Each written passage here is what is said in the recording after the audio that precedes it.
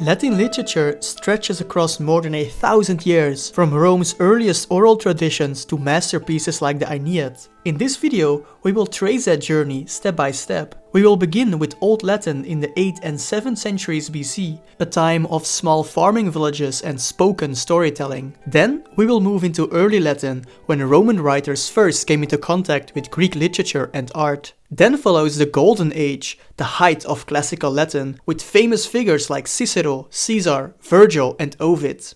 After that, we will see how literature changed in the imperial time. And finally, we will follow Latin into its later Roman phase, when Christianity arrived and the empire started to crumble. When the video is over, you will have a clear understanding of the entire history of Latin literature. Hi everybody, my name is Finn and welcome back to the Lit Center channel. Before we start with our journey through Latin literature today, it is important to grasp the following concept. After the fall of the Roman Empire, Latin still remained widely used as a lingua franca in medieval Europe. For example, it continued to be the language of the church, with religious works almost exclusively being written in Latin. But secular scholars like Isaac Newton and philosophers like Descartes also used Latin to spread their knowledge. In short, being fluent in Latin was for a long time regarded as a necessary skill in order to participate at the intellectual top, and it often functioned as a barrier between the refined upper class and the vulgar dialects of the peasants. But in this video, we are only going to focus on the Latin works that were made during the time of the ancient Romans in antiquity. To understand the beginnings of Latin literature, we first need to look at Rome itself in its earliest days. In the 8th and 7th centuries BC, Rome was not yet a marble city of emperors and legions. It was just a cluster of small simple villages built on the hills around the Tiber, a place where people lived in huts with thatched roofs, dirt roads and simple farming communities. Life was hard and basic. Most people were peasants living off the land, tending flocks and trading goods in local markets. Political power lay in the hands of kings, while religion was woven into everyday existence. Rome at this time was just one among many Latin-speaking communities in central Italy, surrounded by neighbors like the Etruscans to the north and the Greeks who had settled along the southern coasts. Stories of these early days, for example the founding by Romulus in 753 BC, the abduction of the Sabine woman and the legends around the early kings, were not written down during this time. Instead, these stories lived in memory and songs, passed down over many generations. It was only centuries later, once Rome had become powerful and literate, that authors like Livy and Virgil set these legends into writing. But by then, the stories were already a mixture of myth and history, specifically designed to give Rome a noble and heroic past. When we turn to the earliest traces of Latin writing itself, what we find is sparse. The first version of the Latin alphabet was borrowed and adapted from the Etruscans, and it looked quite different from the script we now know. Several letters were missing, and the form of others would only settle much later. The oldest surviving Latin inscription we have is the lapis niger, a stone slab from the Roman Forum dating back to the 6th century BC. The text is fragmentary and difficult to read, but it is a rare glimpse of Latin in its infancy. And beyond inscriptions like this, no real literature survives from the Old Latin period. By the 3rd century BC, Rome had changed dramatically from its humble beginnings. It was no longer a small settlement of shepherds and farmers. It had become a military and political force on the Italian peninsula. The kings were long gone. Rome was now a republic, ruled by annually elected magistrates and guided by the Senate. Rome at this time was also expanding beyond its borders. These wars brought not only new territory and wealth, but also contact with Greek culture. Greek art, religion, and most importantly for our story, Greek literature entered Roman life. The Romans quickly realized that while they were unmatched in discipline and military power, the Greeks were centuries ahead in philosophy, art, and storytelling. To the Romans, Greece was a model of cultural refinement, and they often measured themselves against it.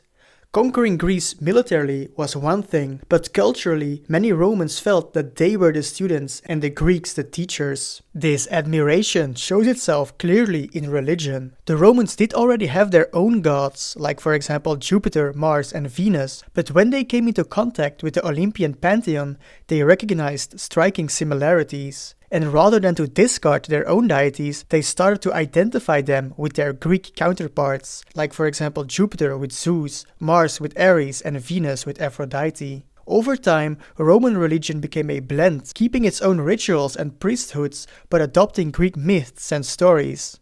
The same happened in literature. Romans had songs, laws and oral traditions in their past, but no sophisticated written works. Greek literature with its epic poems, tragedies and comedies provided a ready-made model.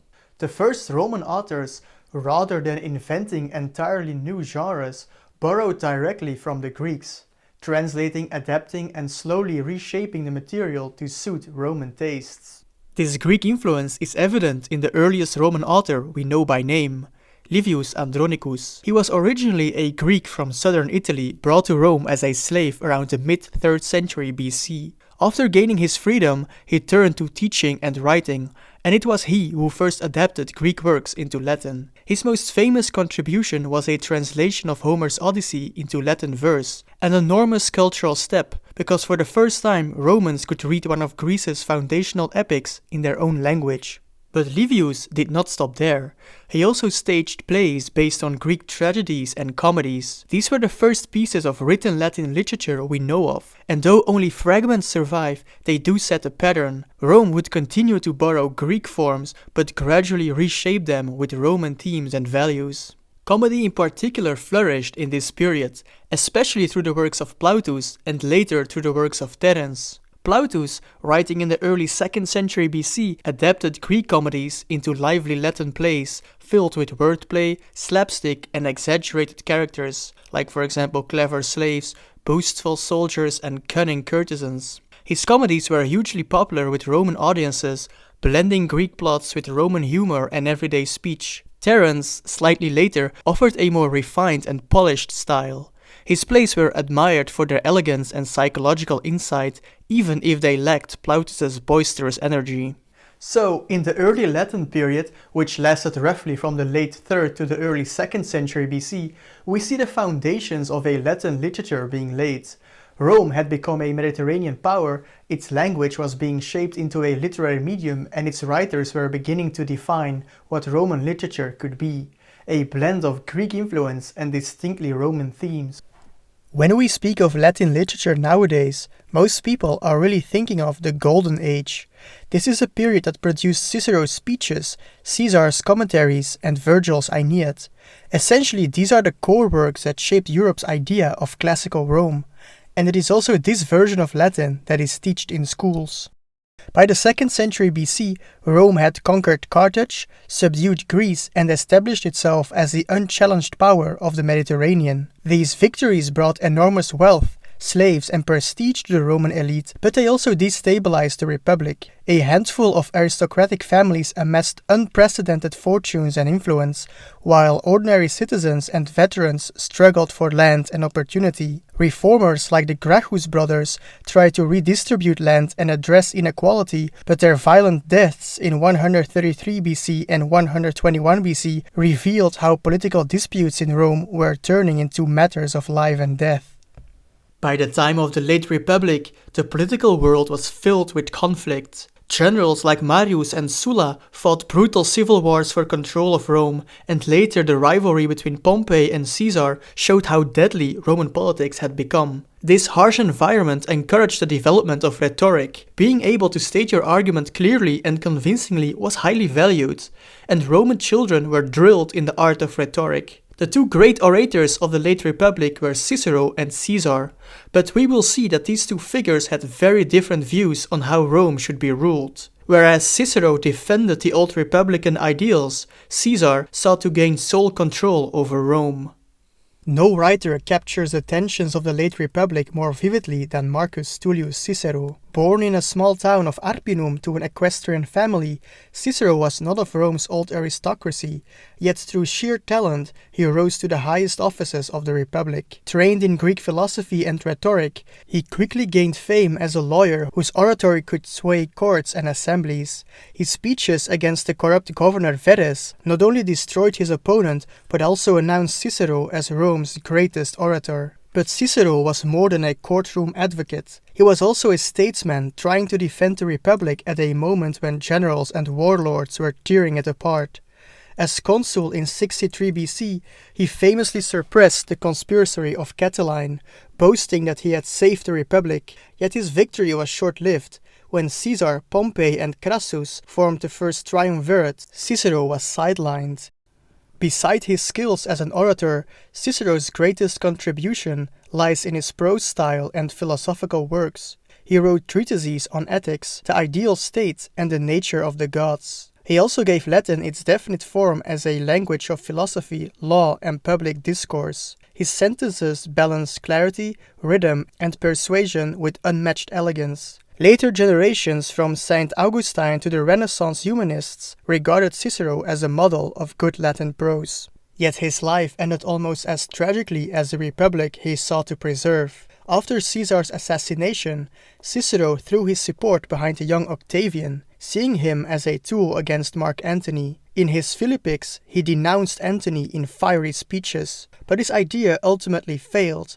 When Octavian and Antony reconciled, Cicero was declared an enemy of the state. In 43 BC, he was hunted down and executed. His severed head and hands were displayed in the Roman Forum, a grim symbol of free speech silenced by power. Gaius Julius Caesar. Everybody knows him as a general and statesman, but he was also a very prominent figure on the literary field. During his lifetime, Caesar was regarded as one of the best orators and prose authors in Latin. Even Cicero spoke highly of Caesar's rhetoric and style. It is believed he wrote multiple works, but unfortunately only Caesar's war commentaries have survived.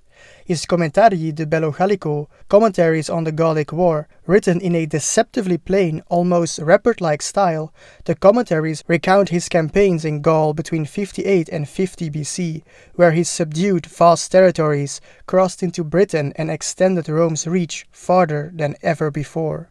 What makes these works so extraordinary is not just their historical detail, but their rhetorical purpose. Caesar wrote about himself in a third person, presenting his victories as if they were objective reports, carefully shaping his image as a brilliant yet modest commander. The commentaries are propaganda disguised as history, designed to justify his actions to the Senate and people of Rome. Caesar turns his reports into a story that should captivate as much as possible. He reconstructs battles, speeches, and provides interesting information about Gaul and its inhabitants. The latter in particular was greatly appreciated by the readers. The image of the savage and barbaric Gaul was deeply ingrained in the Roman psyche. They loved hearing stories about this faraway and mysterious country. And largely because of these fascinating stories, Caesar's popularity in Rome skyrocketed, which was exactly what he intended. But Caesar's rise also accelerated the Republic's collapse. His rivalry with Pompey plunged Rome into a civil war. After Caesar's victory at Pharsalus in 48 BC and his appointment as dictator for life, Caesar stood poised to reshape Rome into a monarchy in all but name. This ambition cost him his life. In March 44 BC, a group of senators, including Brutus and Cassius, assassinated him in the theater of Pompeii. In the power vacuum that followed, Caesar's adopted heir Octavian, who later would change his name to Augustus, defeated Antony and Cleopatra and established himself as Rome's first emperor. With the Republic dead, a new age began, not only politically but also culturally. Augustus understood the power of culture and gathered around him a circle of poets whose work would glorify Rome's destiny and Augustus's own rule. Among these poets were Virgil, whose Aeneid became Rome's national epic, Horace, who refined lyric poetry into polished odes, and Ovid, whose playful metamorphoses transformed myth into dazzling narrative art. Thus, the assassination of Caesar marks a double turning point: the fall of the Republican world of Cicero and Caesar, and the dawn of the Augustan age, when poetry, not rhetoric, became the vehicle of Rome's cultural identity. If you are interested in Caesar and the Bello Gallico, I have an entire video devoted to this subject. It is really interesting, you can watch it on the channel.